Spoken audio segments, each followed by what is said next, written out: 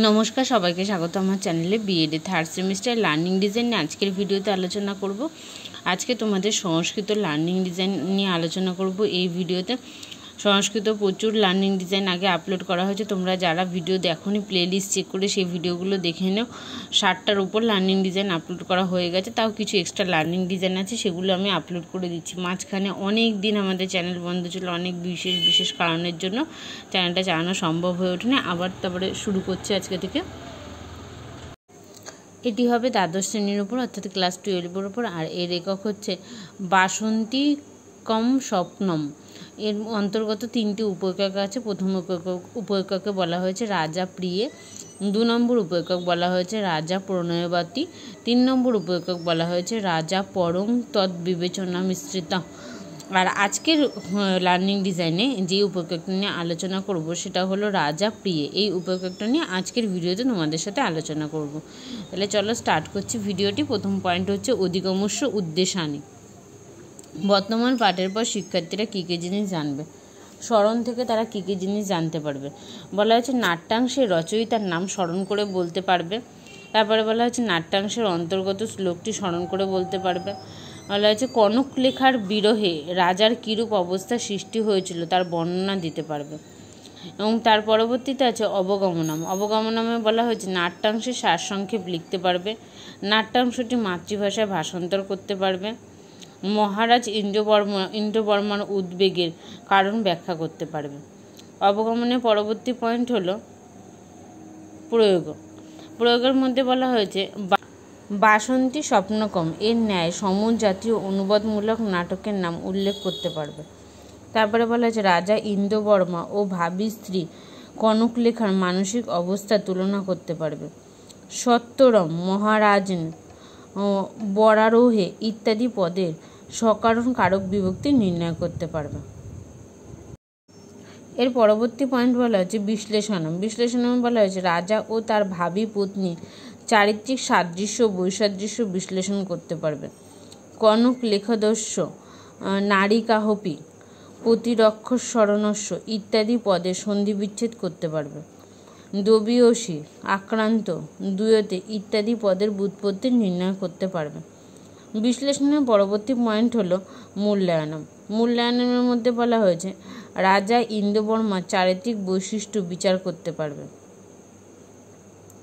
তাই হচ্ছে বিভিন্ন সংস্কৃত নাট্যকারদের রচনাশৈলী সম্পর্কে সমালোচনা করতে পারবে, সমালোচনামূলক মতামত জ্ঞাপন করতে পারবে। এর পরবর্তী পয়েন্ট হলো সৃজনাত্মক।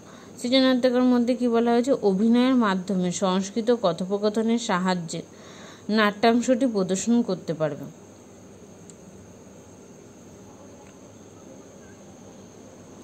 কিয়তে, কুহু, বৃত্তা ইত্যাদি পদ দ্বারা সংস্কৃত ভাষার বাক্য রচনা করতে পারবে, সংস্কৃত সংলাপ রচনা করতে পারবে। এই রকম 6টা পাঠ থেকে তারা শিক্ষার্থীরা কী কী জিনিস জানতে পারবে সেটা প্রথমে আমরা দেখে নিলাম।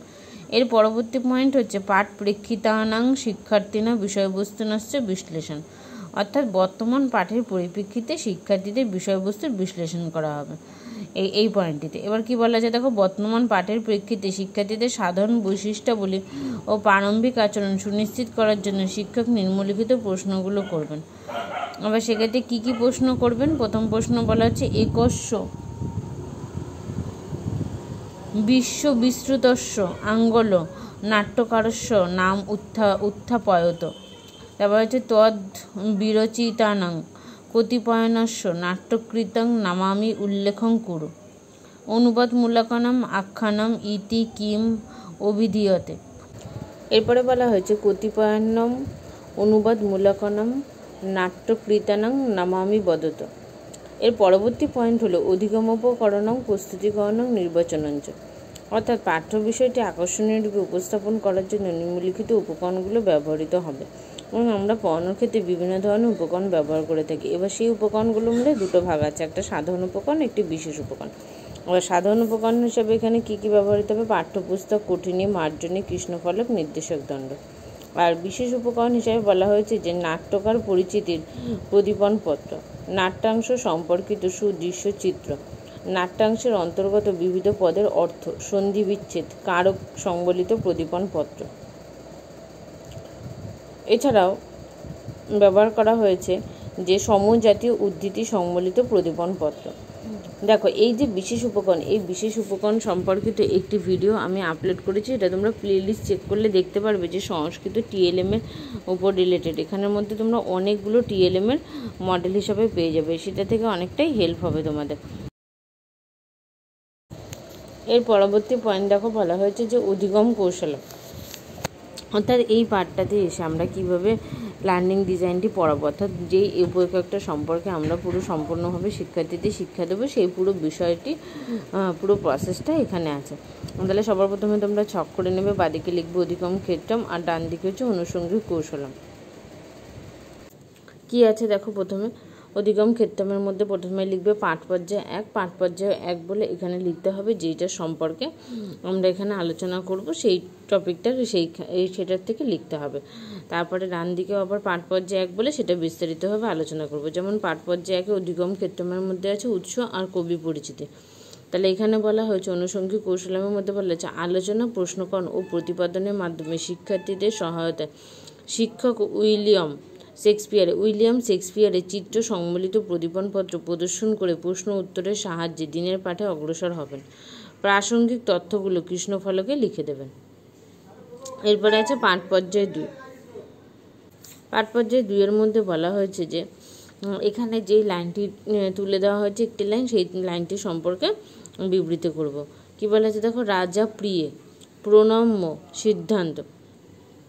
শিক্ষক বর্তমান পাঠ্যে শিক্ষাদানের উদ্দেশ্যে পাঠ ঘোষণা করবেন এবং সেটি কৃষ্ণফলকে লিখে দেবেন। শিক্ষক উদ্ধৃত অংশটি ছন্দ, জ্যোতি, ভাব অক্ষুণ্ণ রেখে একটি আদর্শ সরব পাঠ দেবেন। শিক্ষার্থীদের মধ্যে পঠন দক্ষতা বিকাশের জন্য সরব পাঠ করাবেন। প্রয়োজনে তাদের অশুদ্ধগুলো সংশোধন করে দেবেন। শিক্ষক বিশেষ বিশেষ শব্দার্থ আলোচনা করবেন এবং শিক্ষার্থীদের সহায়তায় প্রশ্নোত্তরের মাধ্যমে নাট্যাংশটির বঙ্গানুবাদ করবেন। দেখো কি বলা হয়েছে, সংবাদ পদ্ধতি, সংশ্লেষণ, বিশ্লেষণ, প্রশ্ন উত্তর, আলোচনা পদ্ধতির মাধ্যমে বিভিন্ন সহায়ক উপকরণের দ্বারা নাট্যাংশটিকে শিক্ষার্থীদের বোধগম্যতা অনুযায়ী ক্রমশ ব্যাখ্যা করবেন শিক্ষার্থীদের সাহায্যে।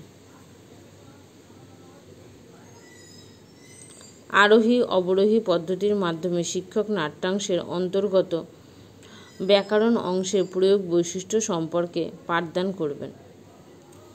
তারপরে বলা হয়েছে যে শিক্ষক প্রতিপাদন পদ্ধতির মাধ্যমে শিক্ষার্থীদের সামনে সমজাতীয় উদ্ধৃতি সম্পন্ন একটি প্রদীপনপত্র প্রদর্শন করবেন। শিক্ষার্থীরা উদ্ধৃতিগুলো পাঠের মাধ্যমে বিষয়বস্তুর মূল ভাবনায় প্রবেশ করবেন।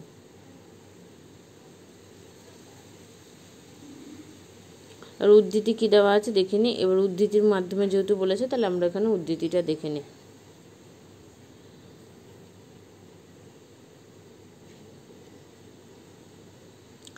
"4 days will quickly step themselves in night.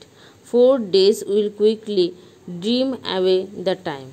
And then the noon like to a silver how. New bent in heaven shall behold the night of our solemnities." William শেক্সপিয়ারের লেখা এখানে কিছুটা উদ্ধৃতি তুলে ধরা হয়েছে। নাট্যাংশটি আলোচনার সময় শিক্ষক কৃষ্ণফলকে প্রাসঙ্গিক তথ্যগুলো লিখে দেবেন, অর্থাৎ যে শব্দগুলো শিক্ষার্থীদের ক্ষেত্রে বুঝতে অসুবিধা সেগুলো শব্দ, অর্থ এবং ব্যুৎপত্তি এখানে লিখে দেবেন। দেখো কি বলেছে, ভাবিনি, বাকি থাকলে, তাহলে হচ্ছে ভূ যুক্ত গিনি যুক্ত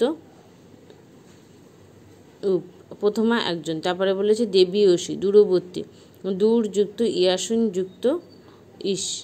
তারপরে হচ্ছে যুগায়তে নির্জালুভি, এক যুগ হয়ে যাচ্ছে স্বপ্নময় হয়ে। তারপরে আছে যে কুড়ুম্ব করো। শিক্ষার্থীদের শিক্ষণসীমা জানার জন্য শিক্ষক কতগুলো প্রশ্নের অবতারণা করবেন। প্রথম প্রশ্ন বলা হয়েছে বাসন্তিক স্বপ্নম ইতস্বী রচয়িতা ক। তারপরে বলা হয়েছে রাজ্ঞ ইন্দ্র বর্মণ ভাবিপত্না নাম ক। রাজা প্রমোদং কুত্র গন্তম আদিশতি। পরের প্রশ্ন বলা হয়েছে রাজা কেন আক্রান্ত এরপরে বলছে সন্ধি বিচ্ছেদ করো, দুটো শব্দ আছে এগুলো সন্ধি বিচ্ছেদ করতে বলা হয়েছে। সমাস নির্ণয় করো, এরপরে দুটো শব্দ আছে সেগুলো সমাস নির্ণয় করতে বলা হয়েছে। তারপরে বলা হয়েছে যে শিক্ষকের নির্দেশনা অনুযায়ী শিক্ষার্থীরা বিভিন্ন প্রশ্নের উত্তরদানে সচেষ্ট হবে। এর পরবর্তী পয়েন্ট মূল্যায়নস্য পারপম, শিক্ষার্থীরা কাম্য শিক্ষণ সামর্থ্য অর্জনে কতটা সফল হয়েছে তা অনুধাবন করার জন্য শিক্ষক অভিজ্ঞাপত্রে নিম্নলিখিত প্রশ্নগুলো করতে দেবেন।